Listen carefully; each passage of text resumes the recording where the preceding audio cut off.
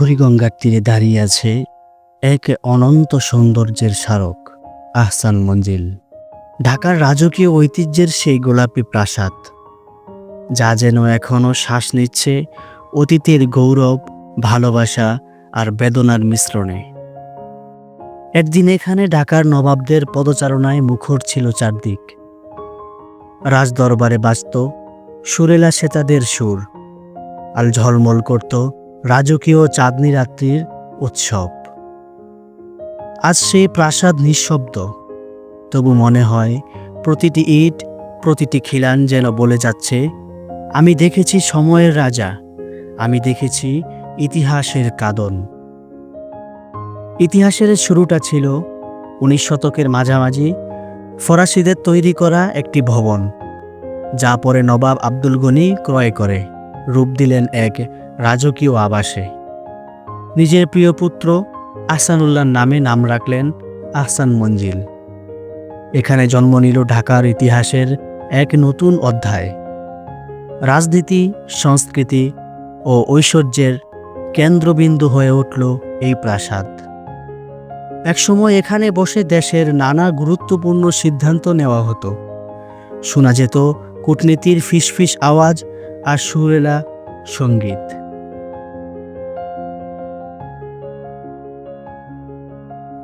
মঞ্জিলের ভিতরে প্রবেশ করলে চোখে পড়ে এক অপূর্ব জগৎ। বৃহৎ গম্বুজ, রাজকীয় ঝাড়বাতি আর সূক্ষ্ম কারুকাজে ভরা দেয়াল। 2 তলা বিশিষ্ট আছে মোট 23টি কক্ষ। প্রতিটি কক্ষ যেন ইতিহাসের এক একটি অধ্যায়।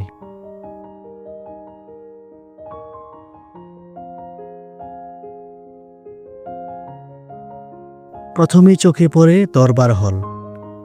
উচ্চ গম্বুজের নিচে ঝুলে থাকা বিশাল ঝাড়বাতি, মেঝেতে ইউরোপীয় কার্পেট, আর পাশে দাঁড়িয়ে আছে সেই রাজ সিংহাসন, যেখানে বসে নবাবরা একসময় শুনতেন প্রজাদের কথা আর নির্ধারণ করতেন রাজ্যের ভাগ্য।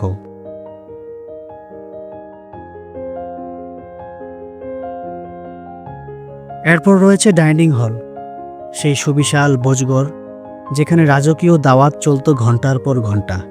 চীনামাটির বাসন, রূপালি চামচ আর কাচের গ্লাসে পরিবেশিত হতো রাজকীয় আহার।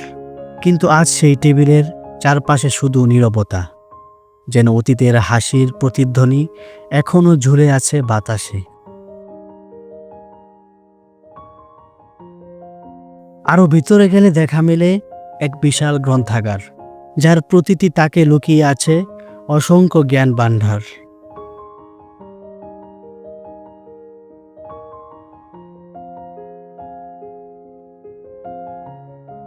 পশ্চিম দিকের বারান্দা দিয়ে তাকালেই চোখ পড়ে বুড়িগঙ্গার শান্ত জলরাশি, যেন নদীটিও প্রাসাদের সাথে ভাগ করে নিয়েছে তার ইতিহাসের নীরবতা। জ্যোৎস্না রাতে সেই নদীর জলে প্রতিফলিত হতো গোলাপি প্রাসাদ, যেন আকাশের চাঁদ নেমে এসেছে জলের বুকে। আজ আহসান মঞ্জিল একটি জাদুঘর, যেখানে সযত্নে রক্ষিত আছে নবাব পরিবারের স্মৃতি, তাদের পোশাক, আসবাব, বাদ্যযন্ত্র আর রাজকীয় নথিপত্র।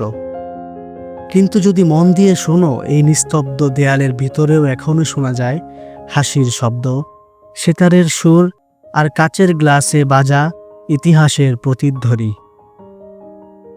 আহসান মঞ্জিল শুধু একটি ভবন নয়, এ এক সময় যাত্রা, যেখানে সৌন্দর্য আর স্মৃতি হাত ধরাধরি করে হাঁটে বুড়িগঙ্গার তীরে। যদি কখনো যাও সেখানে, জানালার পাশে দাঁড়িয়ে একটু চোখ বন্ধ করবে, বাতাসে ভেসে আসবে অতীতের ফিসফিসানি, আমি এখনো বেঁচে আছি, আমি আহসান মঞ্জিল।